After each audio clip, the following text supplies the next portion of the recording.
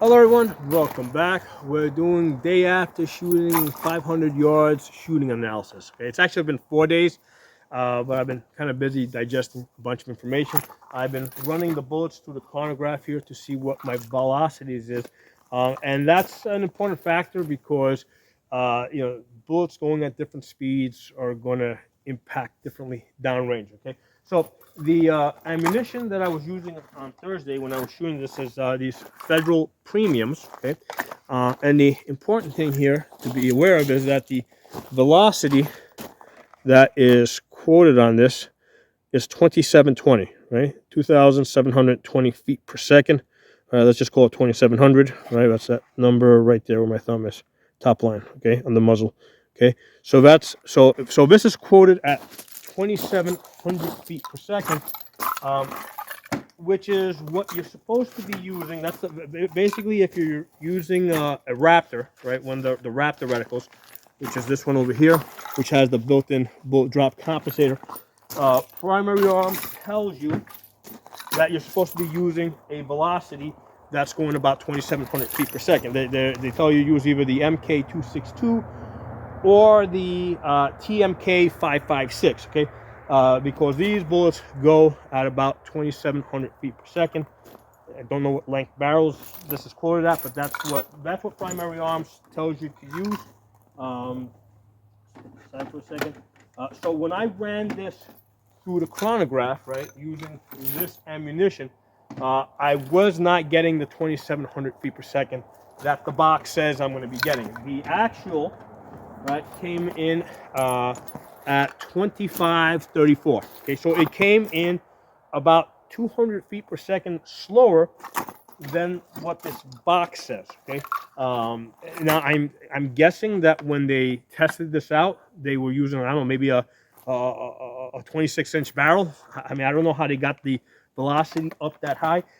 I did four 5-shot groups with this, right? So I did it on 2 different rifles, both of these 18 inches. So these are 18-inch rifles. So if I'm getting 2534 instead of the 2700 that they're saying on 18-inch rifles, that's why I'm saying they must have been using like a 26-inch barrel or something. Okay? And if you're using like a 16-inch barrel, you're going to be even slower than this. Okay.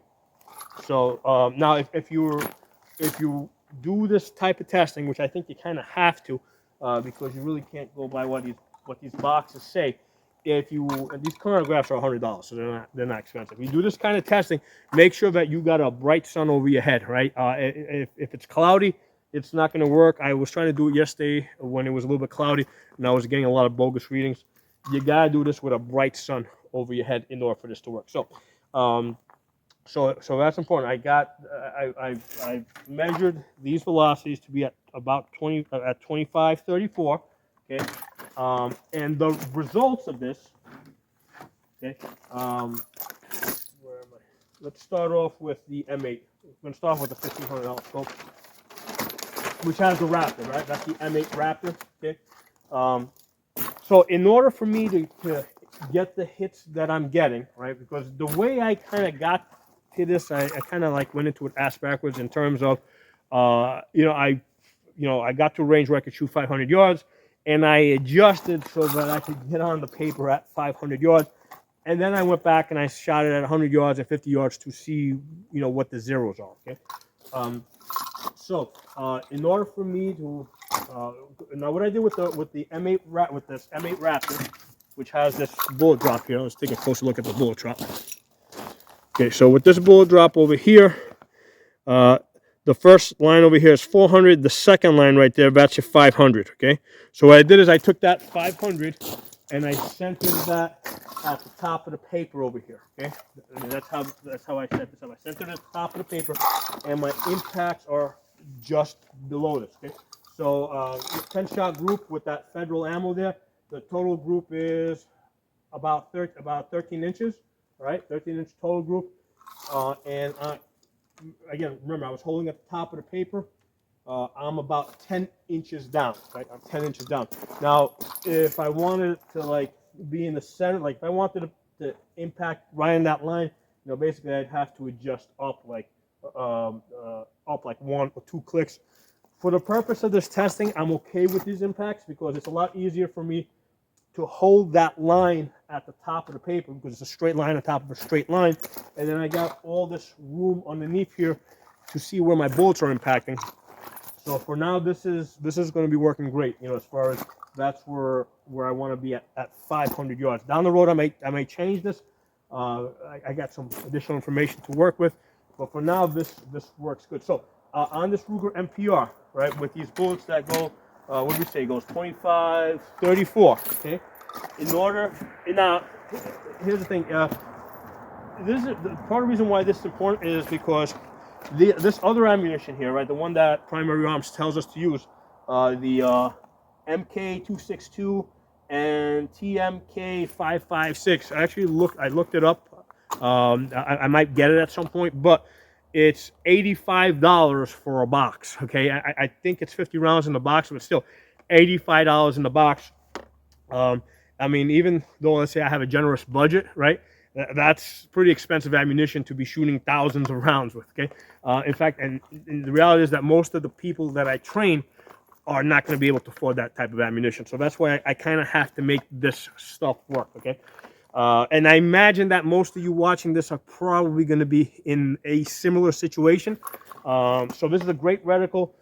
So we're talking about here how to make this work for us, because working with the Raptor is quite a convenience. Like I have a mill grid here.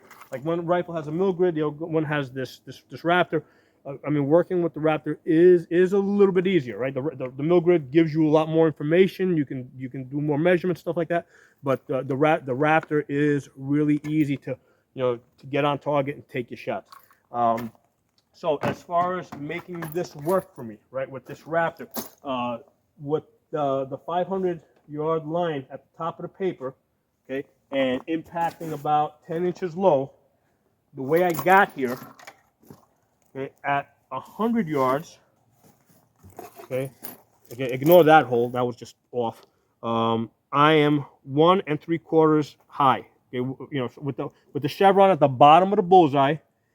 I am 1 3/4 high. Okay, so that's my zero at, that's where I'm at 100 yards. And at 50 yards, I'm dead bullseye. Okay, so if you have this Raptor, if you're using ammunition that in reality is going about 25, 34, not the nonsense that they print on the box, you're probably going to need to zero in at 50 yards, and then if you're shooting 500 yards, you're going to have to hold at the top of the paper so you can impact about 10 inches below that. Okay, so that's like, this is this is not theoretical. This is dope. This is like what actually happened here. Okay, now with the Griffin, right, with the other one. Now this M8 Raptor on top of this Ruger MPR. Great setup, great scope. I absolutely love this scope. This is a first focal plane scope.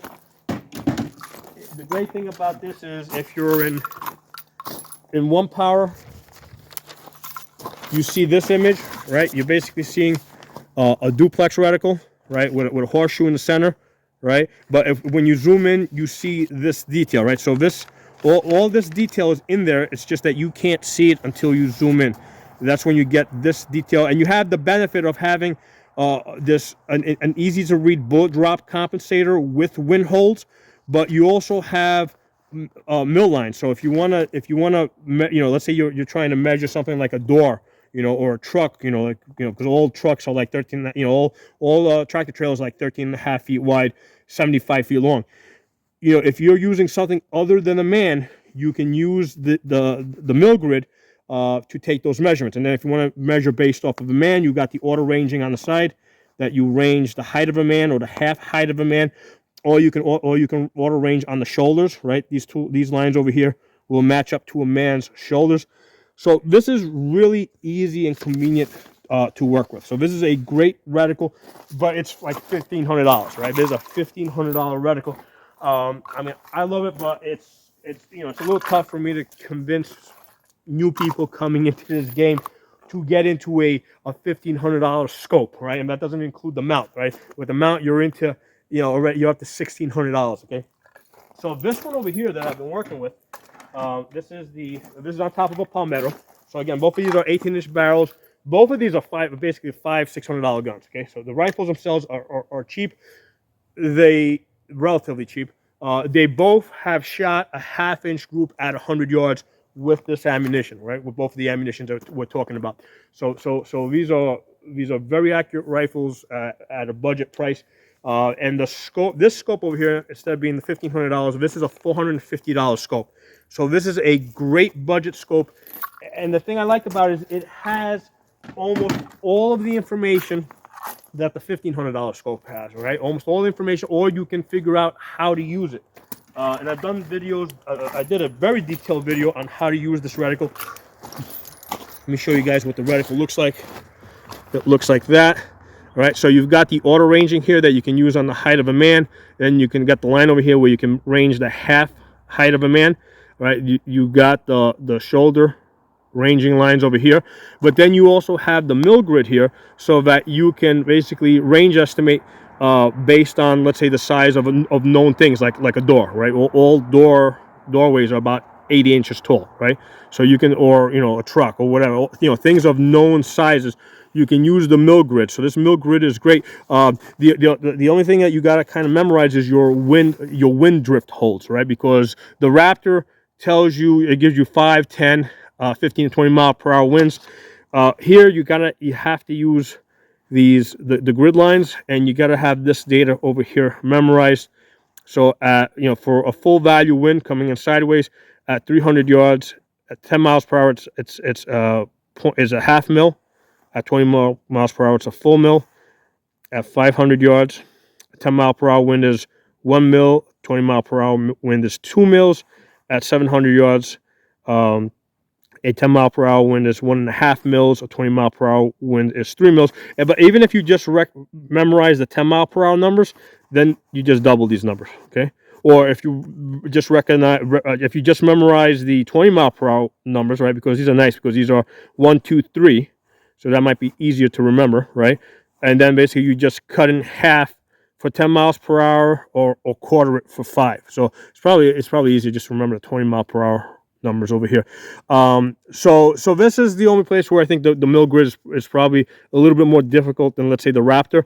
The wind, holding for wind is a little bit easier on the Raptor versus this, but you can definitely make this work for you. So for $450. You got a scope here that can kind of do everything that the $1,500 one, right? Here at $450.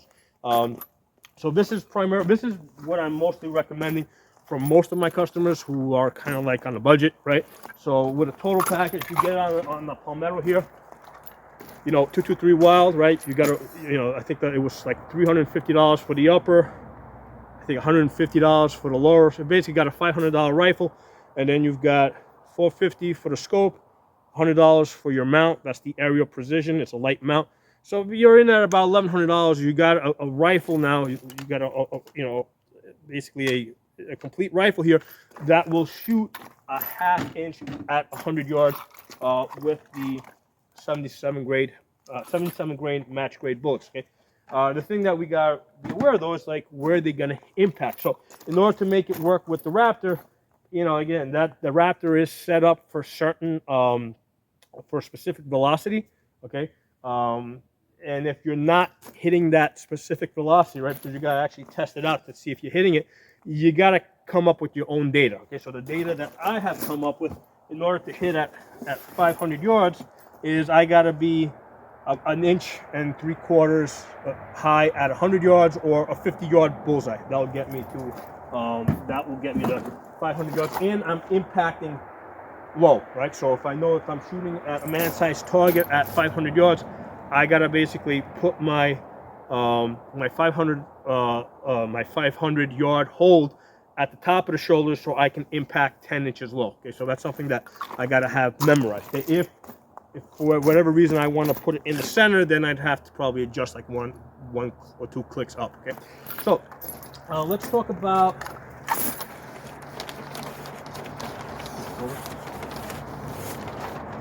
Let's talk about this $450 scope. What I did here with this, I'm using the 3 mil mark. Okay. So when you look over here, so with this, hold on, we got what was our zero on this? Okay, so in order for me to get this information here, to get these results, right? So we're kind of backing into this based on the results. So the results here are, I'm holding at the 3 mils at the top, and my group is about 12 inches, right? And my center is about 7 inches down, right? 7 inches down. In order for me to get this with this this M10S Miffin grid, right? What I had to do is, you see the second line, right? Because that's 2 mils. The 3 mil, right? That line over there. Okay. In order for me to be able to put that at the top of the paper and impact like this, what I had to do was, my 50-yard zero is 1 inch high. So with the chevron at the bottom of the bullseye, right there, right, I want to impact 1 inch high over here, which works out to, right, right, so from the bottom of the bullseye, I'm 1 inch high over here at 50 yards. And at 100 yards, where I'm going to impact is 3 inches high. Okay, so that's what I'm going to do with this ammunition. All right, in order for this to work. So that's the data. That's the data. If you guys are using the cheaper ammunition, like I am right now, well, actually this one over here, if you guys are using the cheaper ammunition, that's what you're going to have to do in order to be able to hit, to be able to hit at 500 yards. And again, you can adjust this if you want to be able to, like, put your bullseye in the center and hit in the center, you can do that. The problem with putting the bullseye in the center, like this little bullseye here, the problem is that you cannot see this bullseye at 500 yards, right? It's going to completely, the 3 mil bar, right, is going to completely cover this up, right? That 3 mil bar is going to be like this big compared to the bullseye. So you're going to completely cover that. So it's a lot easier to put that in the center of the paper like that and drop below that. So practically speaking, I find that a little easier to work with. But if, I mean, you could, I guess, put a big, thick piece of tape over here and try to anchor on that. In which case, yeah, if you want to impact exactly on that 3 mil bar, you're going to probably have to adjust 1 or 2 clicks up. Okay. Now, other thing worth saying is there's also another type of ammunition I've been using. This one's also 77 grains, Sierra Match King. This one's actually running a little bit faster. Okay, so I did the same thing here. I tested 4 5-shot groups. Okay, muzzle. Now this doesn't quote a velocity on this, right? So these guys are smart enough not to put anything on there so that people wouldn't call them liars.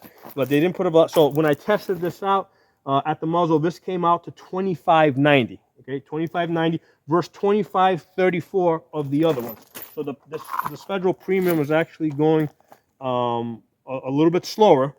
This On Target is going a little bit faster, but the variance on these, right, the speed between the bullets there's more of a variance on this. So when I looked at the variances on the Federal Premium, in each of looking at each of the 5-shot groups, first group I had a variance of 29, then 41, then 75, then 107. Okay, so the average variance, right?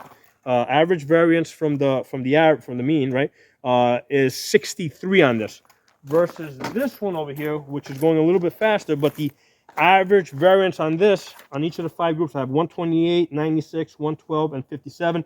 So my average variance on this is 28. So even though this is going faster, the variance between the bullets on this is 100 versus the variance over here is 60. So you're probably going to get tighter groups more often with this one. So it doesn't matter if it's going, I think you want the smallest variance possible, because that's going to give you more accuracy. You may have to adjust a little bit higher if it's going slower, but you're going to get consistent groups more frequently. Okay, so pay attention to the variance. That variance is the reason why you can't get bullets to go through the same hole very often. Okay, because when you're burning gunpowder, right? When you're burning gunpowder is a chemical reaction, right? It's a chemical reaction, and even under lab conditions, right? I think that the best reaction rate that I think they get is like something like 97%. So what that means is that at least 3% of the gunpowder in here is not burning. Okay, so and that's gonna change. You might have like 97.1 burn, 97.2 burn, 97.3 burn. From bullet to bullet, and that's gonna be the reason why you get this little bit of a spread. Even if you put the gun in the vise so that it's not movable, right? And you're shooting it, and you have no wind, right? Your bullets are still not going to land on top of each other because the gunpowder from bullet to bullet is not burning 100%, right? There's a percentage that does not burn. That's why you can't put bullets inside of bullets, okay? So I hope you guys found that information useful. I certainly did. So I've got some information to work here with. Now I was able to get some ballistics information based on these. Basically, I had a friend of mine run this information through a ballistic calculator, and basically I have an idea now of where I would be at 700, 800, 900 yards. Of course, I got to actually test it out to see what it does. But at least if because the Raptor only goes up to 800 yards, right? So now if one of the ranges I'm shooting at, I basically jumped from 550 up to 850 yards. So, and then 900 and 1,000. So where would I be holding? Now with that information that I have some idea of which line to use over here. Same thing with the mill grid. Okay, I know where I'm at 500 yards. Using the a ballistic calculator, you can figure out where I would want to be at 600 yards, 700 yards, 800 yards, and then after you do, then you got to actually shoot it and get some real data, right? And then once you get the real data is going to be a lot more useful than the calculated data. But anyway, I hope you guys enjoyed this video. I think the most important part that comes out of this video is, the velocity, the bullet's velocity is really going to affect how well this the bullet drop compensators work, right? So this is the Raptor. It's set up for a specific speed, 2,700 feet per second. Primary Arms advises you to use the MK262 or TMK556 in order to make this bullet drop work. And if your bullets aren't going the same exact speed as this, you're going to get different results. Now, you can still make it work for you, but you just got to go into it with like eyes wide open and know that you got to make it work for you. Now, let me say this: a lot of times I've heard people say in the past, if you're starting off with this bullet drop compensator, and based on different ammunition that you're using, because even if you're using, let's say, a 55 grain versus 62 grain versus a 77 grain, if you gotta kind of adjust this for the different ammunition, different loads, is there a point to this, right? Why not just use a mill grid, right, where you can just kind of start from scratch, right, and build up your own data? Well, having both rifles here, right, the Raptor and the mill grid, I can tell you guys it's definitely easier to work with the Raptor. I mean, this is a lot easier as a starting point, and then fine tuning from here. The mill grid is great, but there's a lot of data in there. There's lots of little dots that you got to work around. So there's and you got to kind of build up your database from scratch here. Now it kind of helps with the information I gave you guys, where you kind of know where to start with this. But this is a little bit harder to work with. Now, I had a primary arm scope that had the Raptor, it was like Raptor only, right? So it didn't have a mill grid around it. I had it for about 2 or 3 weeks. I got rid of it. I didn't like having the Raptor only because I was coming up short. Right? Even though it gave me a bullet drop, even though it gave me wind holes, a lot of times I want to actually, I don't know the distance to something, right? And I don't have, let's say, a range finder. So I found that having the Raptor alone was kind of limiting. That's why I love the M8, because it kind of combines the Raptor with the wind holes and the bull drop, but also gives you a mill grid, also gives you, you know, auto ranging based on the size of a man. So I absolutely love this reticle. It's my favorite reticle.